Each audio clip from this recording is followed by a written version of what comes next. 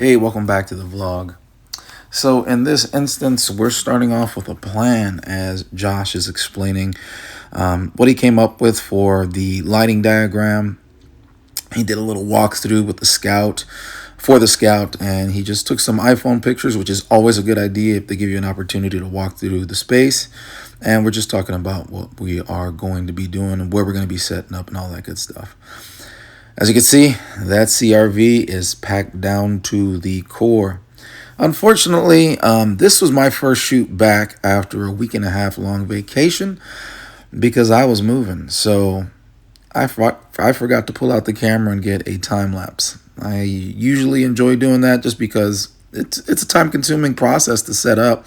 It's important to show that because just like in another vlog, I kind of talked about, can you do it solo? You absolutely can film, corporate interviews solo, but that setup process is doubled or even tripled depending on how many people you bring to set. And as you can see, there's Augie right there, who's always a great help. And, when we're trying to load out of the cars, three of us handling it together really knocks it out of the park, gets it done pretty quick versus one person trying to do it all themselves. So that's the point of my time lapses. So here we are setting up for this corporate interview. We're actually going for a high key look. We're trying to match the exposure of the outside. So we're setting up our sound, we're setting up our lights. This will be teleprompter. So that's our little teleprompter there. And there's our microphone, nice and close. Check, check. 1, 2, 3. 1, 2, 3. Checking 1, 2, 3. 1, 1, 1, 2, 3. This is what's going to sound like when I'm speaking directly to the camera and teleprompter. This is what it's going to look like. Here are some hand movements, so on and so forth. Keeping it working, keeping it moving, keeping my voice at the same level. Here I am a little bit louder. This is me at I'm speaking across the room, but not too loud. This is me back down at just a normal talking level. What say you? How soundeth it? It sounds okay. There's definitely a little echo. Did we bring any Fernies? Could be coming off of this table. Probably is. And the answer to that was no, we didn't bring any Fernies. And what I mean by Fernies is furniture blankets, moving blankets, sound blankets. They are not exactly sound blankets, they're furniture blankets because they're cheaper, but they do the same job. Just buy a couple more. And that, my friends, is the downsides of not having a production van.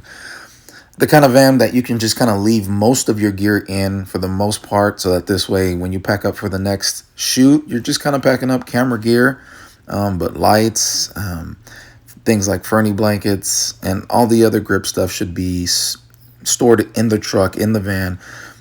But since we don't have that yet, it's just kind of all staying in the garage, and it's staying in places where we have to load it up. And sometimes you may forget it, or you think that you're good without it until you get to set and you're like, oops, we needed that.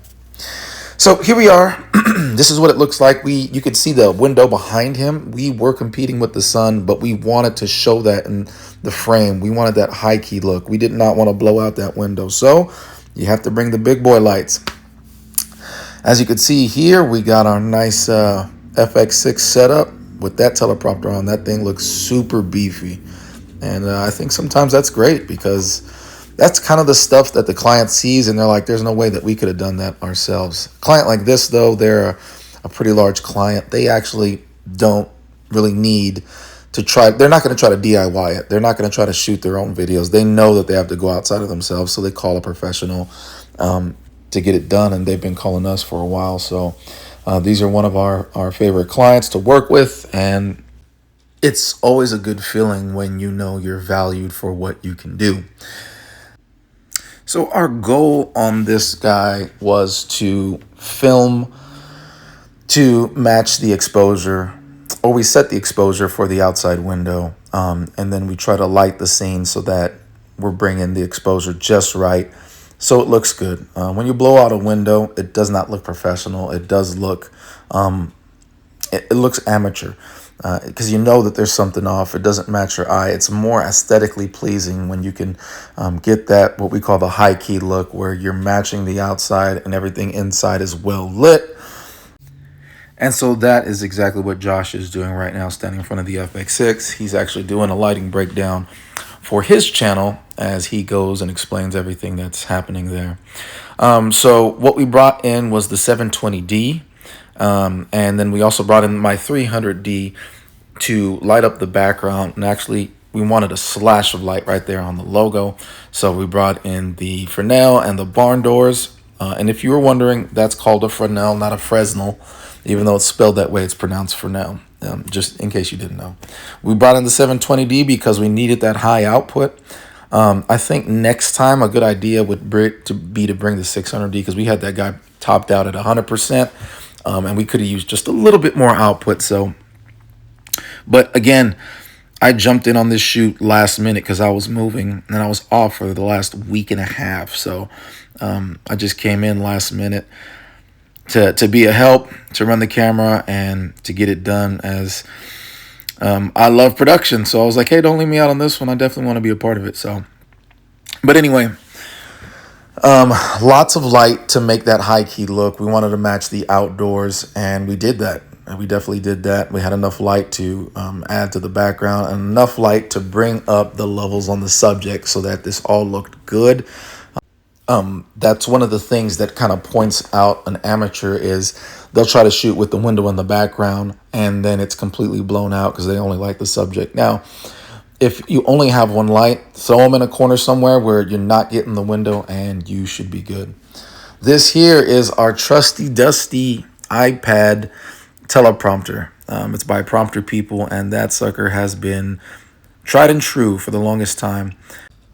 Now, I don't know if I've explained this before, but that color-coded system right there on the transmission system and the camera is something we came up with when we first got it. And the point of that is to just quickly plug it into where it needs to go.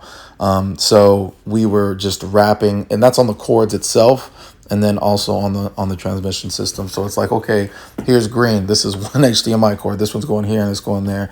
And it was just for fast moving, so that, as you've seen in other vlogs, sometimes we're moving extremely fast. So we needed to have that system to go faster. Every little bit counts.